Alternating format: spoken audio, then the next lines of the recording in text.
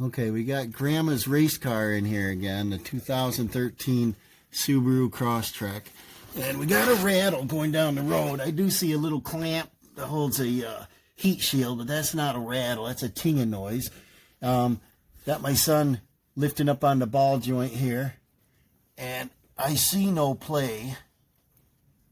Usually the ball joints go bad on these quite quickly. There's only 63,000 miles, I think, on it or so.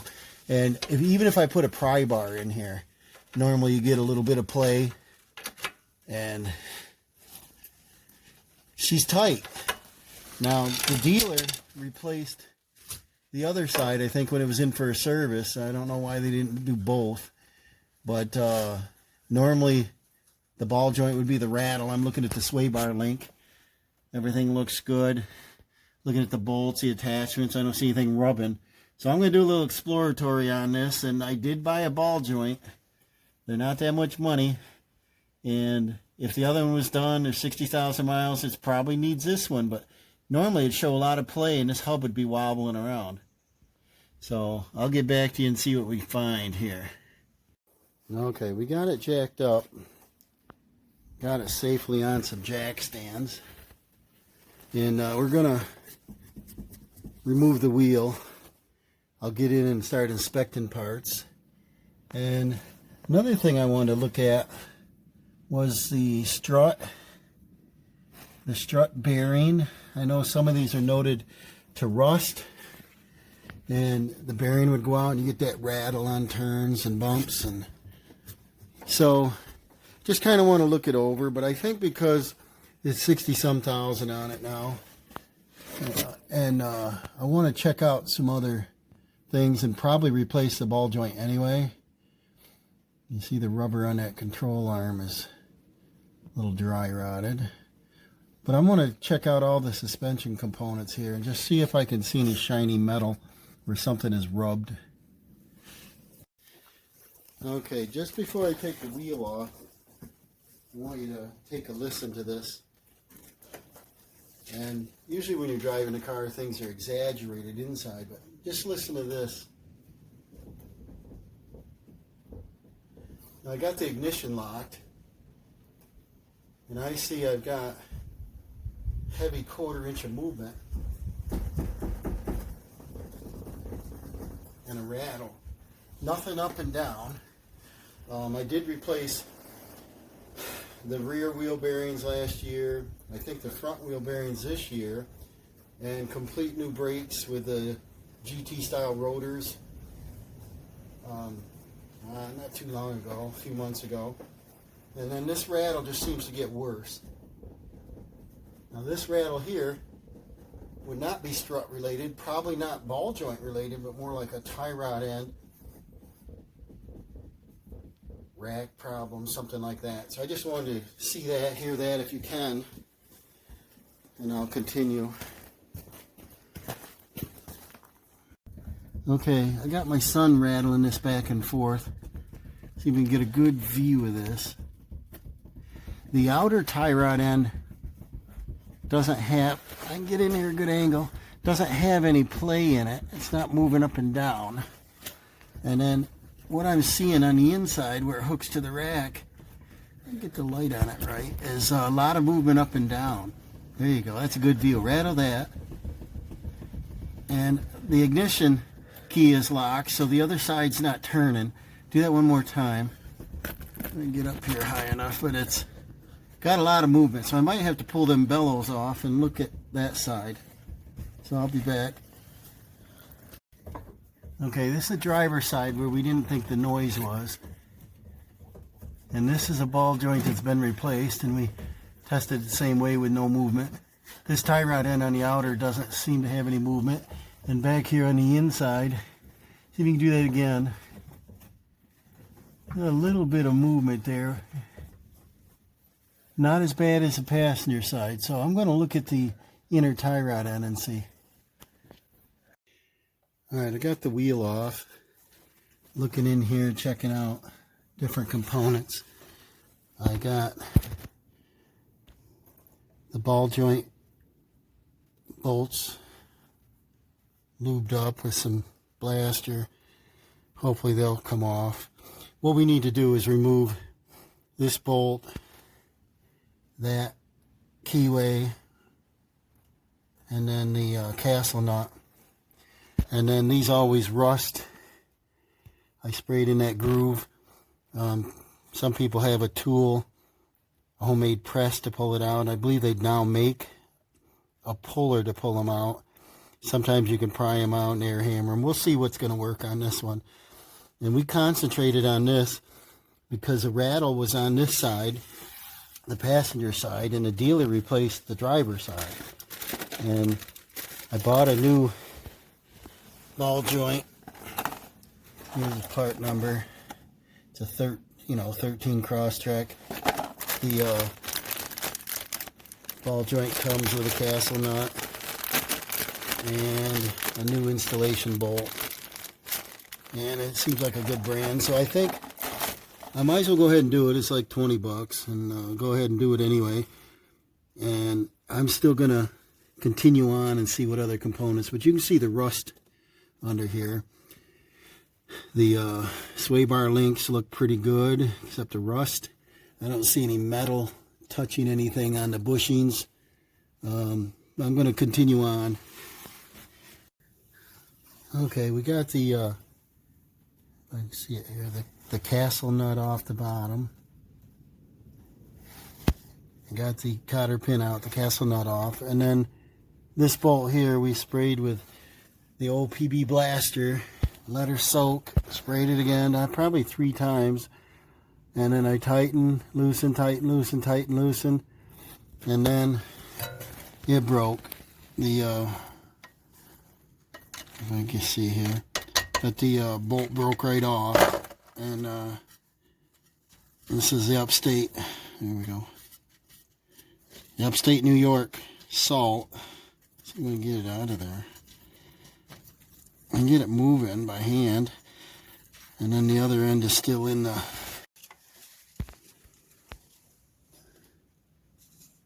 other end is still in. See here, it is so hard to get down in here, but it didn't even try to loosen. It just broke right off. So I think what I'm going to do is go ahead and pop the tie rod, pop the 2 bolts off the strut. I'm going to take the caliper off. I already took off the axle nut. I took out the vehicle speed sensor. I'll pop the caliper and brakes off, take the rotor off, take the backing plate off if I can. Oh man, that's behind the wheel bearing, so I probably won't take the backing plate off. But I'll have to get this out on a bench. Then I can heat it up, drill out, or try to back out that bolt. They need to do the design different on these ball joints, having that pinch bolt in there, because it just collects a lot of road salt up in there and traps it. I don't know if you sprayed a month ahead of time if it would help it. So we'll give you more progress. Okay, we got 19 millimeter strut bolts. We've got 14 millimeter bolt that broke. We've got a 17 millimeter ball joint nut, and we've got 17 millimeter bracket bolts, and for the brakes, and I got that tied up here on a wire. A 10 millimeter speed sensor bolt, and I'm shocked the speed sensor come out pretty nice, just real easy, easiest one ever. And on your strut, this is how the alignment's done. There's a bolt and a nut. You hold the bolt still and turn the nut off, and the bolt is a cam, so it's thicker on one side, and that's how they change a camber for an alignment, the tilt of the wheel out or in at the top. And most cars are out, which is positive. And I put a little paint mark, a little sloppy, but I put a paint mark so that when I reinstall the bolts, I line them up the same. And I sprayed a little paint along the spindle so that when I put it back in, it'll go in the same exact spot. And we may not need an alignment. It probably wouldn't hurt. She's never had one. But like I said, we might have an issue with the struts. We might have an issue with the inner tie rod ends. And if we do, she'll end up needing alignment anyway. Okay guys, I got my paint mark on my bolts. I'm going to label them top and bottom in case the cams are slightly different. And that'll unhook the spindle from the strut. Won't change the alignment. I got my nut removed to remove the axle. And we got this tie rod end unhooked finally. The cotter pin was seized up. Finally got that thing out. And had to drill it out. And then just a light tap on the side here, and she dropped right out. So we don't hurt the, you know, I didn't want to use the pickle fork to get the tie rod out because I don't want to have to replace the boot. Might as well replace the tie rod. And so we're trying not to affect the alignment at this point. And then this bolt is the one that's broke off, the pinch bolt. And so the whole project here is to get this apart. I'm going to take it out on a bench, and then I'll be able to drill out, tap out to be able to put the new bolt in, get the ball joint out of there. So now I'm just going to take the pickle fork and drive that in there. That should pop it out, I'm hoping. We'll see. Usually with a bolt broke off, the ball joint won't come out of there. So, you know, we're just going to fight it here and see what we get. Okay, I got the ball joint out. Use that pickle fork, a couple taps, she popped out. And obviously it won't come out of here with that pinch bolt in there. Here's the bolt, and it breaks. That's nice, right? Spray it, spray it, spray it, it still breaks. So it broke right in that groove. And here's the thread end.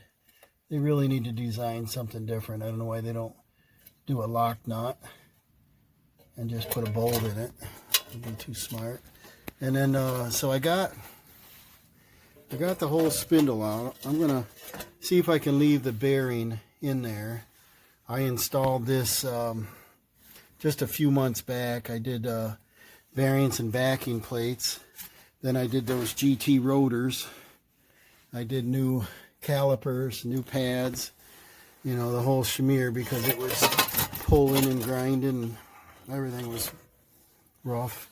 The backing plates, they had rusted off. I got them from Subaru, and they weren't too much.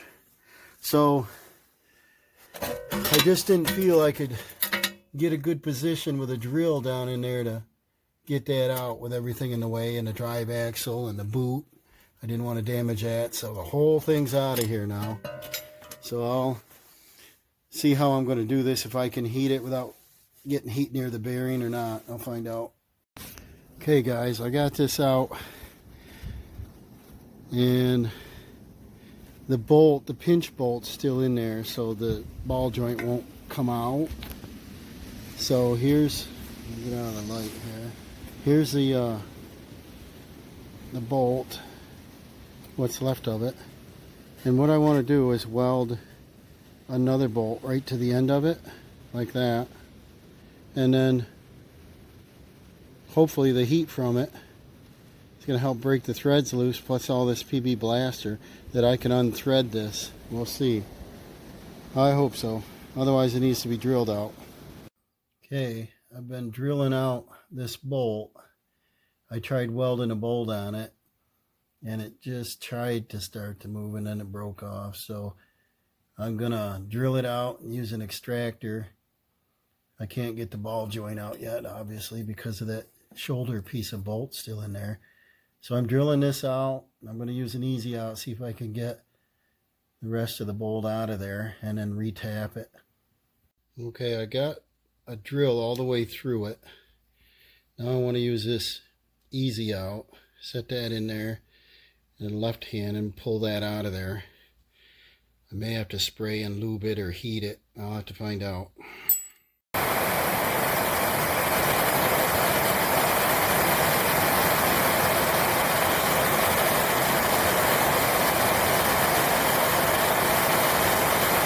to get this bolt cherry red to get it back up and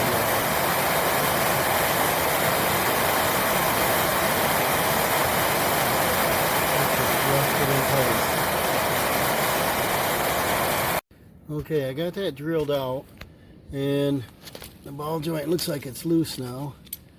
Let's see if we can get that the rest of the way out of there. Look at that. New York rust. And then the, the bolt goes in that groove, but the groove is full of junk. And then look inside. So, putting them two together, man, just tough getting this ball joint out. Probably if we lived in the South without the road salt.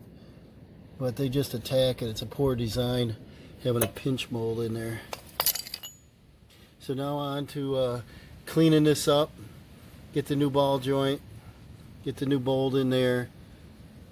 Make sure there's no metal filings anywhere, and start assembling everything back together. Okay guys, as I showed you last, we got the ball joint out of here, and we've got our New York rust. And here's part of the bolt that broke off. Sprayed it and heated it, whatever, and it still broke. But you see that groove is the problem. This is what holds that in there, is this bolt. If you can see that, it's a pinch. It's a really stupid setup because all the junk gets in there.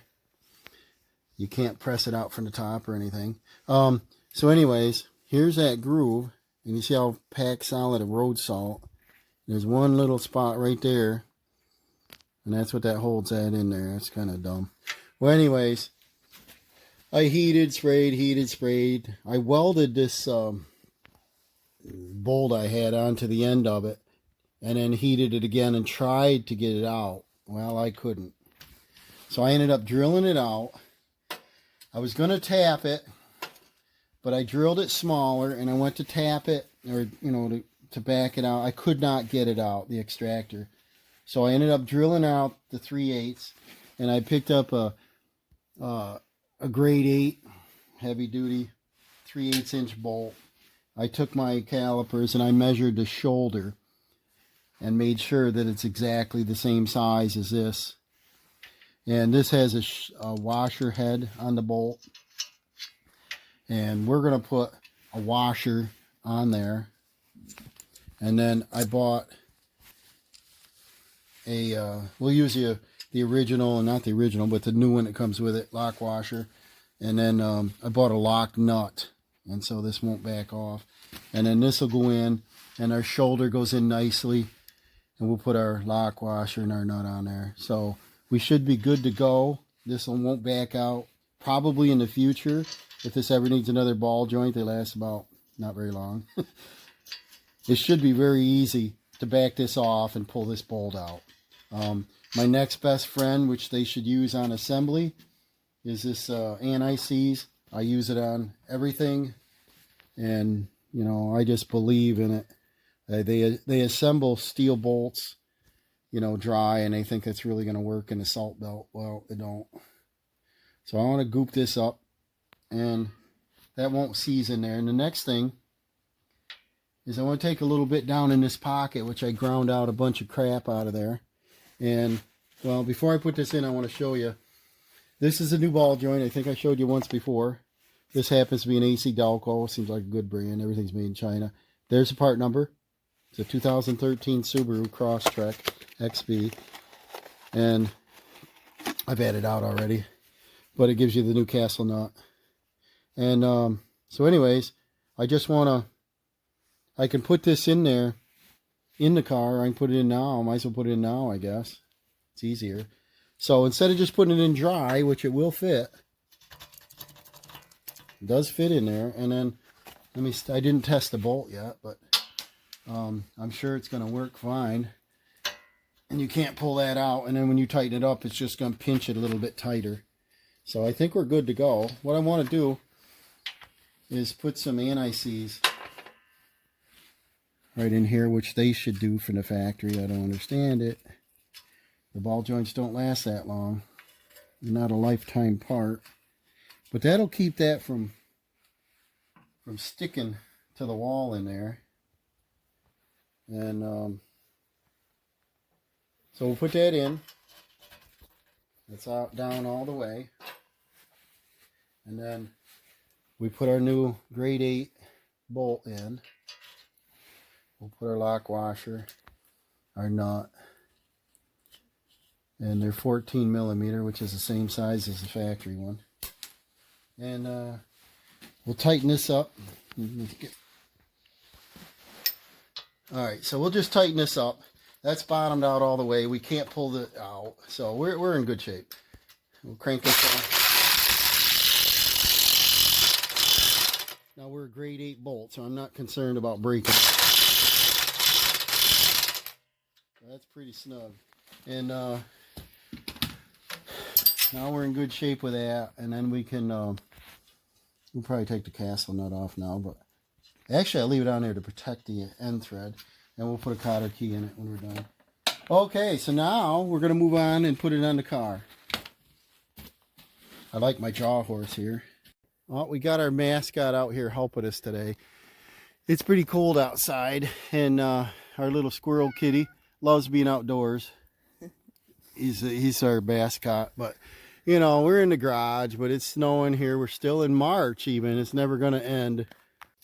All right, guys, we got over here to the car, and as we left off, we left the axle sitting here. We tied up the tie rod end. There's grease poking out of that. I did not harm the boot. We're just going to reuse it. This tie rod feels tight. I hung the brake caliper bracket. Here's our strut. As you can see here, these bolts, and this one I labeled 2 ways. This is the bottom one in case the cam is different. I got a little mark and a little paint mark on the back side here you can't see. But this bolt, if you get in a hurry, this one is straight. Yeah, there you go. And this is a cam. I got the string in the way, but this is the bottom. And take this tape off it. I labeled it prior to taking out the other one just in case they're both cammed bolts, and they're not. No big deal. But get this tape off from here. You see the shape of this bolt?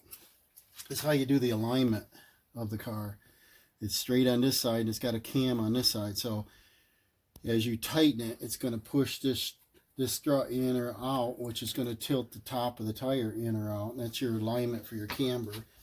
I just want to put things back the way it was so that Grandma doesn't have to do any alignment if she doesn't want to. And okay, so we're going to take this spindle. I took the air gun, blew any kind of metal filings and grease and dirt, everything out of here. And you just saw we put the ball joint in. And I'll take this castle nut off. And we can come in here. And what I like to do is start the axle first, if possible. Get that in there and put the ball joint in at the same time. And try to bring that in straight. Like that. And then see if our axle's coming in straight, which it is. And we tilt this spindle to get in the strut. Look at that. See how loose that is. You don't want to bind this ever. We did take the speed sensor out, which is tied up here also. Here's your speed sensor. And it goes down in that hole, but I want to do that last. I didn't. Alright, well, it's a simple problem. Is I couldn't read my own writing. This is the top one. This is the cam bolt. And if you look right here, the spindle is big and small. So it fits in the top. And then when you turn this, it moves it back and forth.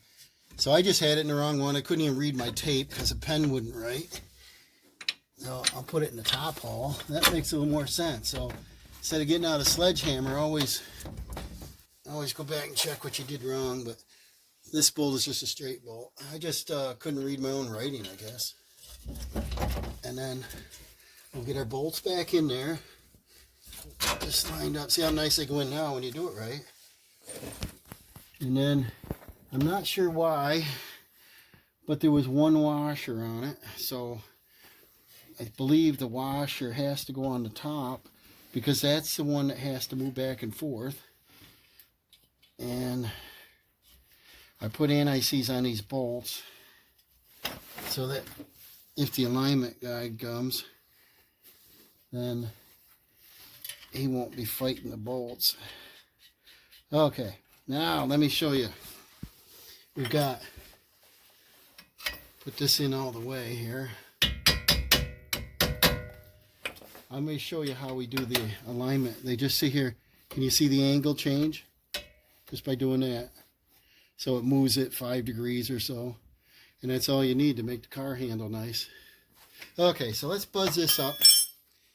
Got my 19 mil here. I'll bring my light around, line my marks, my paint marks back up, and see which way this was.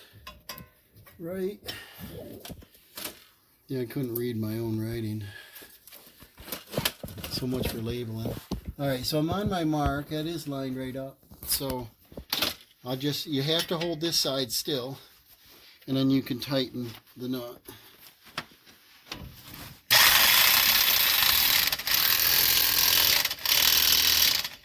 And then the bottom one doesn't matter. So it's just a round bolt. Okay, so now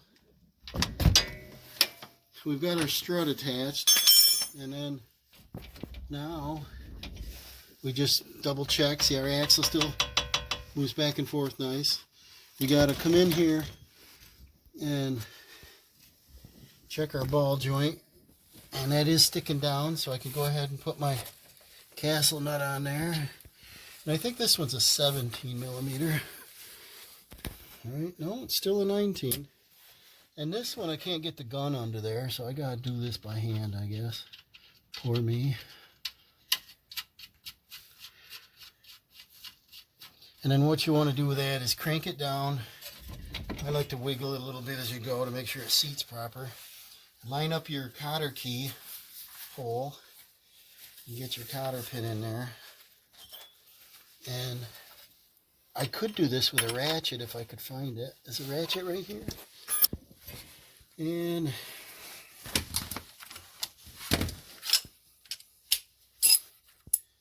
I'm hoping that this is going to help with Grandma's rattle. I think there's other things going on. I know I looked up on YouTube for some issues, and they've got some complaining about the upper strut bearing, and these have a rubber cap over them so you can't see in there. And if you want to look up here at the strut, there's no leakage in the shock portion, and the spring's not broken or anything, and nothing rattles. So there doesn't appear to be anything wrong. Plus there's only 60,000 miles on it. Alright, so I snug this up, keep wiggling it, and then torque it up.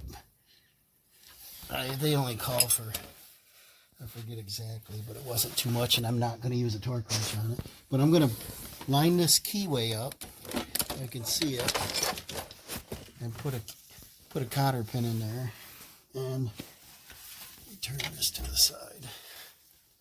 If I can find the keyway. You don't have to get crazy on these. And we'll be close. You have to back it off to see it. It is real close, right? There. Okay, so there we go with that. If I can find my little cotter pin, here it is. We'll put her in and bend that over. Like that. I like to turn them sideways. Some people turn them down over the bottom. I don't think it matters. I got a pair of needle nose here somewhere. Just bend these over and around. Like that. And like that. And that way if somebody's under here looking at the car, they're not going to poke their fingers and get some blood drawn from a pin sticking out. Just tap that on around a little bit. Okay, so the new ball joint's in. It moves nice and easy. Now what we got to do is we got to hook up. Before we get anything else in the way, we probably ought to put the speed sensor in there.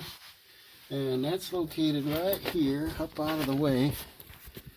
And this is part of your braking, anti-lock. Alright, so I need a 10mm bolt. And there we go. That's in pretty good condition. That tells me I might have taken that out before. Maybe when I did the wheel bearing, probably. Because it's the easiest one I've ever done. It just popped right out. And sometimes they seize right here. And I don't know if I dare put any anti-seize on that, but it slips in pretty nice. Make sure it's not kinked or anything. And it looks good. So we'll put our bolt in there and get that started by hand. I know it's not a very exciting job, but at least I got to get the car in the garage. The last video I did the blower motor fan outside and it wasn't fun, but that didn't take too long. Here's our 10mm. I'm using a 1/2-inch drive impact, so I don't want to torque it much, just a little baby. I think if you want to look up the torque specs on these, you want to get that exact, you can. Don't think it's necessary. I like using anti-seize so it can come out next time without an issue. I did one recently in my car, a speed sensor, and I had to drill it out. It was so corroded in there. Okay, so our speed sensor's in. Now what we got, to be able to steer it, we got to hook up our tie rod end. And what we got is, I tied it up here to get it out of our way. Let's cut this mumbo off. And then she has to. That's why I'm doing it, actually. And here's a little grease oozing out. The threads look good. Before I put it on, I think I'll check our castle nut here. One is for the tie rod, one is for the ball joint. I think you can tell the difference. And see how easy it spins on there. Yeah, see, this isn't as rusty up here. That's pretty good. And so I think what I'll do with that is my trusty anti-seize again. I believe in it. And some assembly lube. Line that up. That's pretty easy. And then I'll have to hunt up another cotter key because I couldn't get that out and save it. But I'll tighten this up and I'll go hunt for one. And this one is 19 also. You want to snug this one up too. And because these are a tapered shaft, same thing what I like to do, just like a ball joint, is try to move it just slightly to make sure it seats all the way. And I don't know if you can see it, but the top is turning. You can get up here and see that. So tightening this up, you see the top is turning. I can loosen it, but I can't tighten it anymore. So I might just, because it's tapered, give it a little love tap here. Not too much, but see, it's still got to come up 1/4 inch. So that might have stopped it from turning now. Okay. Well, it did a little. Otherwise, I can put the gun on it and tighten it up. I don't like to, but if I can get the taper from stop turning. And I didn't put the anti-seize all the way down the shaft. I just did the threads. And so I think I'll just run the gun on it. That should tighten it up quicker. And I may have to back it off slightly to get the cotter key in there.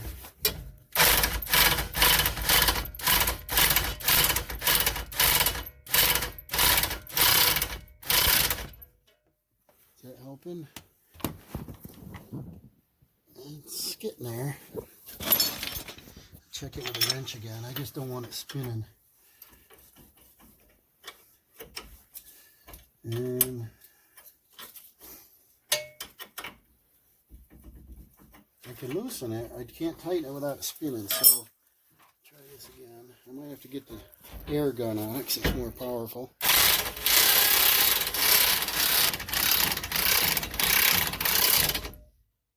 It's going to fight. There we go. Okay. Now, these don't need to be that tight, and this gun doesn't have that much torque. Let's see if I can get it a little tighter. Yeah, so it's not over tightened. And see if we can line up the keyway. You can see it here. Sure wish I had a lift. Working on the floor is always tougher. Boy, it looks like it's about there. So I'll come back on, and I gotta go look for a cotter key. All right, there we go. We got our cotter key in there. So the tie rod end is all set. And now we're going to do our axle nut. I'm going to save it to the end so that I can put weight on it, torque it up to that. I'm going to look up for sure. But I think it's somewhere around 125. I got to look it up. Might be more. But I got a torque wrench. I'll check that. I never do a torque wrench on a tapered. I just don't think it's necessary. But some people will say it is. All right, so we got our struts. We got our strut hooked up. We got our tie rod. We've got our vehicle speed sensor. Now we're going to turn it to the left. And we're going to put the, let's see here. See if I want to change my mind on anything.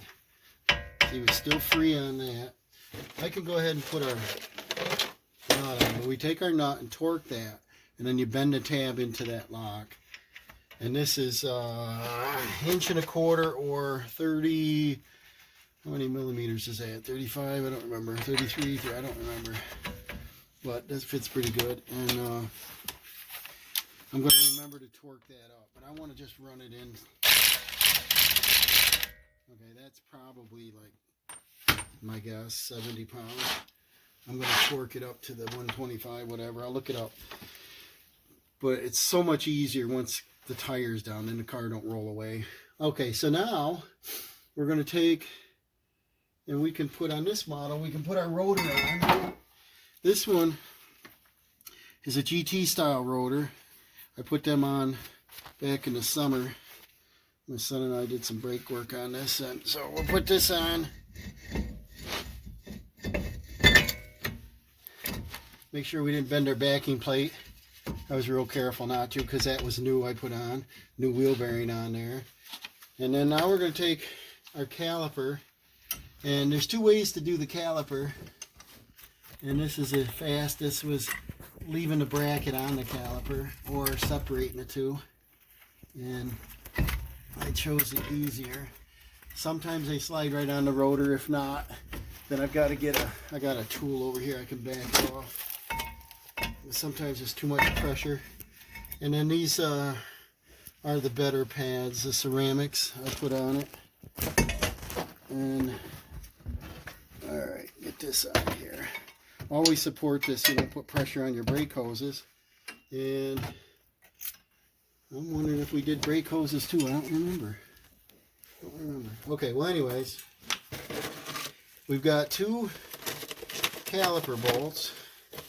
And these look smaller. These 17s, and that's 19.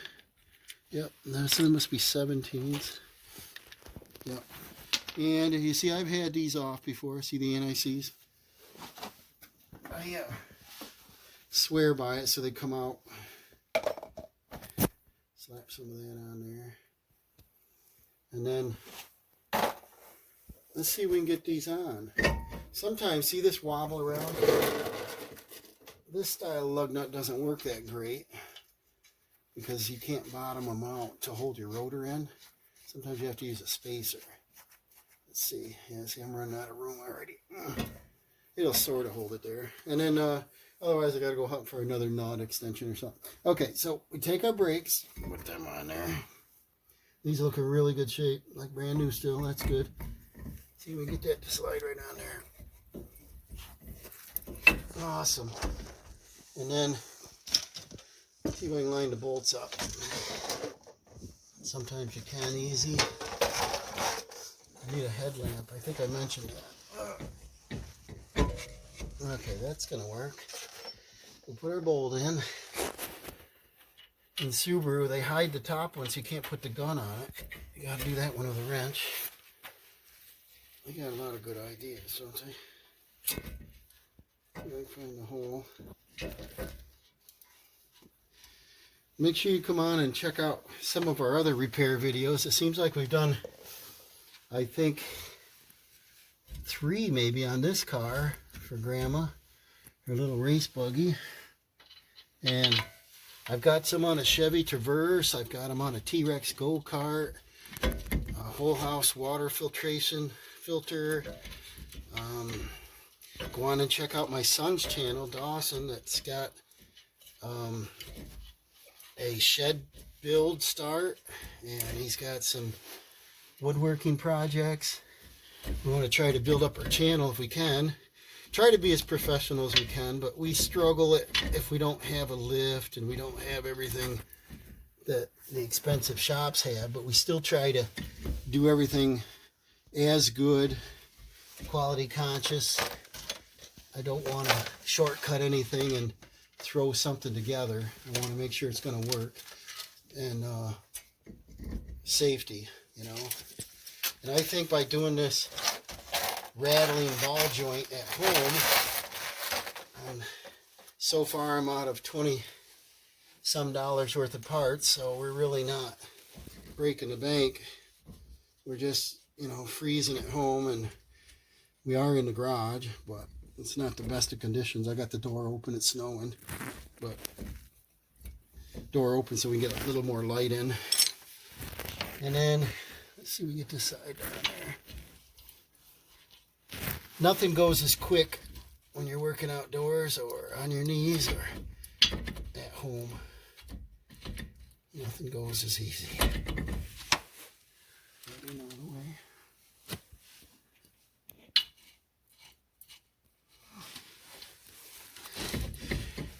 And then if you happen to like our content, please hit that button and subscribe. Throw some comments on there if we could do something better. And like I said, I just try to do a safe practice that teaches a little that you could probably do most of these projects at home with limited amount of tools. Some of these are, like I said, hand tools. When I had to drill out that bolt, it was a hardened bolt, and so I had to buy a little bit better drill bit than I had. So I think as far as a torch, I do have a acetylene set, and of course the acetylene tank was empty, so I just used a propane torch, and it's still, if you leave it on there long enough, she'll get warm. And that worked.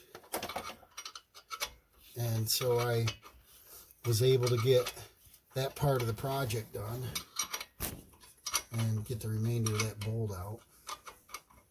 And okay, same thing with the brakes. You know, anything binding, go ahead and get your bracket tightened up. This one I could get a gun on, but I have to use a wrench on the top one, so I might as well use a wrench for both of them.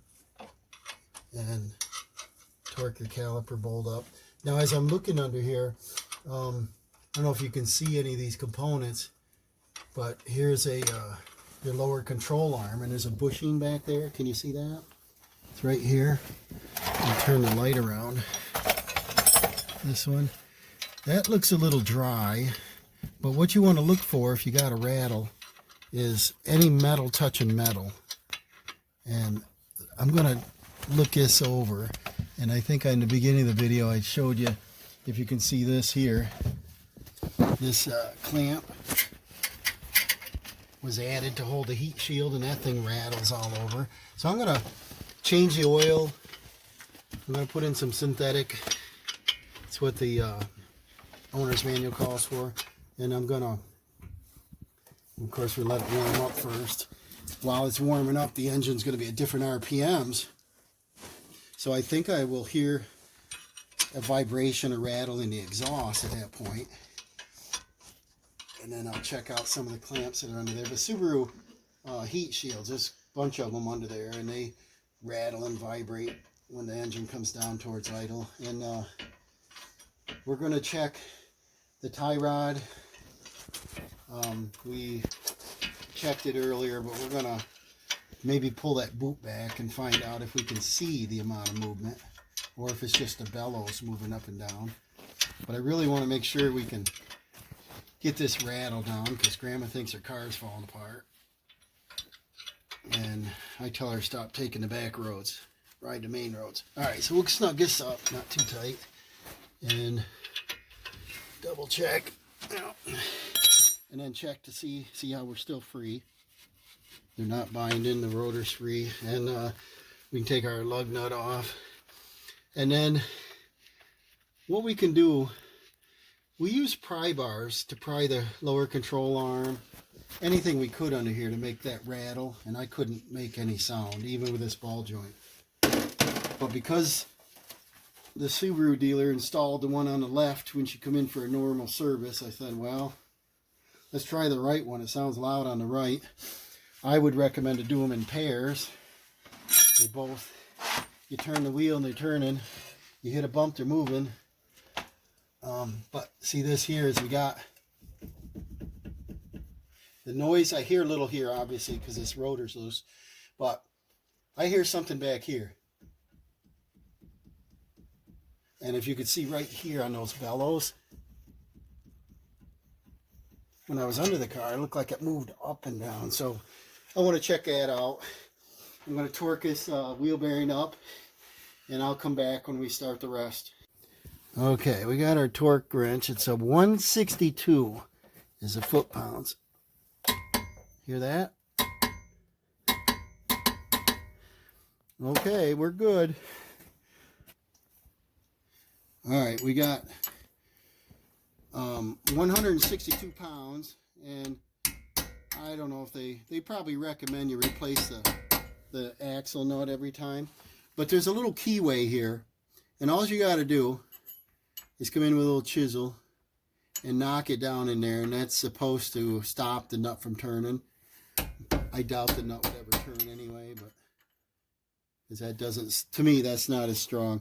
If it was me and I was a designer, I would drill through and put a cotter key. That would, you know, how can the nut move at that point? But the bending in this little keyway seems kind of cheesy to me, but that's what we do. We'll bend it down in there. Try not to cut it, but bend it down in there. And see, that's supposed to keep it from backing off. So like I said, now we got everything back together. We've got our new ball joint in. It's non-greasable. We've got, they come pre-greased. I wish they were greasable and they wouldn't wear out. And then we got our cotter keys in. We got our castle nut cotter keys on both. So everything's put together. The next items we want to check are all these like sway bar links. Like right here, I don't know if you can see them. There's a rubber bushing. This is your sway bar. This wiggles back and forth. There's no movement. That's nice and tight. There's no metal touching anything. The only thing I, like I said, heard was that little bit back there. And if you hitting bumps, you know, the whole thing's jiggling, and it might compound it. But I want to see, and I don't know if I dare. You see, we're in road salt belt here, so I don't know if I dare back that off and have a chance of getting dirt in there just to look at that inner tie rod end. I'm almost thinking we'll look at the rest of this components and see. Here's your sway bar. Here's a bushing. And there's a lot of rubber on this side. Let's see how much is on the bottom here. See if I get in there. Put my fat head. And it's squashed a little. It's not touching metal. And down here on the control arm, can you see that? Right up in here, some bushings. And I basically want to look at everything to make sure, you know, sometimes the rubbers deteriorate and this metal can come over and touch the bracket. Here we got another mascot. This one's Lucky. And she loves being outdoors, but just not when it's snowing. And let's see. The other thing you want to check is body mounts. Here's a mount, big heavy bolt. I did notice a bolt when I was laying under there that was really loose, or not loose, but it looked like it had never been tightened up.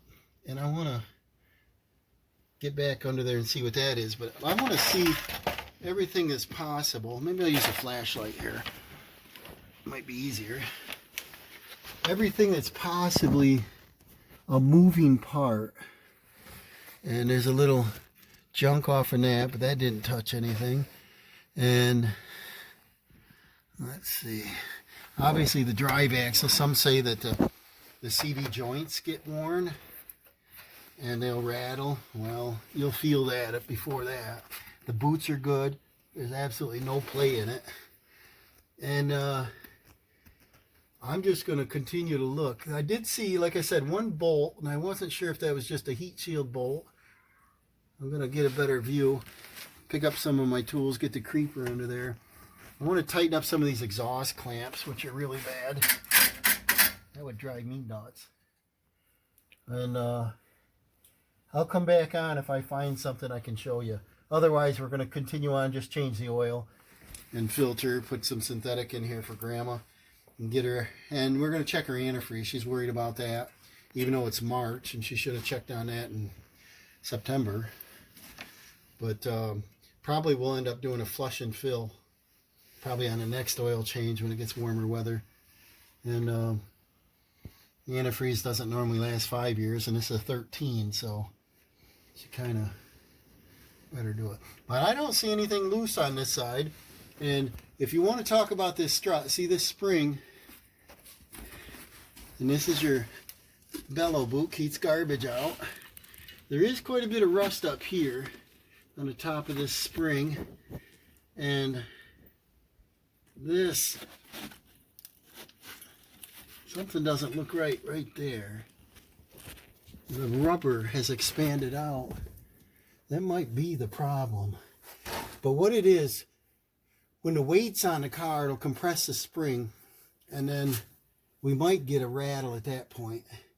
But the road salt's a problem around here. And if you want to look up on top, up here, see there's no rust in the engine bay. This thing is, you know, this looks pretty much brand new, could use a cleaning. But there's no rust up here. But some of them, you pop this cap off, and this upper bearing plate, this plate, the bearing and plate could be bad, and they just wobble around. And I don't think we can get that to happen while the spring is pushing down. I think we got to compress it. And so we might have to put struts on this. So I'll come back on if I find something. I'm going to look the whole car over for any little nut and bolt, a motor mount, anything that could be wrong. The only thing that we know that happened is on this rim. She said a truck forced her over to the side of the road, and what happened was she hit the curb. She said she didn't have enough room, so she went over to the curb, and I'm going to see if I can see it here. But there is some damage. I don't know. Must be too much road salt on this thing. But she got a lot of... I don't know if I can even find it. Unless she's had the tires rotated since then. But boy, there was a gouge. There's one. But she hit it pretty hard. I thought it actually took a little chunk out of the rim. And that's what had her concerned. It was this side of the car. I guess she's got to wash it more. But, you know... when you do a blunt force like that, something can bend. And she hit the curb pretty hard. Yeah, there's a chunk out of the tire right there. There it is. And so the damage is done. There it is. Just dirty. See, she hit it pretty hard. And way up into here. So she hit and jumped and went over it. And I've even seen rims cracked before. and that's pretty dangerous. This thing needs a bath. But I think she's lucky as far as damage. Tire's starting to show a little dry rot. These aren't that old. But anyways, I'll continue on because I'm concerned about Grandma and her driving. I want her in a safe vehicle. So I'll come back on when I find something. Alright, here's a clamp someone put on here for this heat shield. You hit a bump. I'm sure this would make some noise. It's more of a metallic sound, but I think we heard more of a clunk. That would drive me nuts. So I'm going to hunt up another clamp or two, put two together if I have to, and clamp this to this. I think with this slot, I think there was another one here that went back to this. And it rusted off, so I think if I can clamp that together, that's going to eliminate one of the noises. And then the engine's warming up good, and we're going to change the oil. And if I can't find anything else loose under here, we're going to road test it. Well, I'll come back. Okay, I got the oil changed, and I had to put two hose clamps together for that heat shield. And you just take and unscrew one clamp, screw the other one into it, you make two clamps, and clanked it right down. And now I don't hear any rattle. I can't make it rattle. So you heard it rattle before. And I came up here and I disconnected or popped this little cap out of this strut. And if you get up here close, there's grease in there. I don't see any rust in this one. I don't know if you can see that. Get down closer, you can see the grease in there. And I believe these are original struts. I was thinking I would find some rust, maybe a bad bearing plate. We jounced the car up and down and can't hear any noise. So what would be awesome is if we go on our little test drive and there's no rattle and the ball joint was actually bad and it just wouldn't show signs while we, had it in the air. So that would be awesome. So we'll go on a test ride. Okay, we're going to go down this bumpy road. It is a paved road, but it's a little bumpy.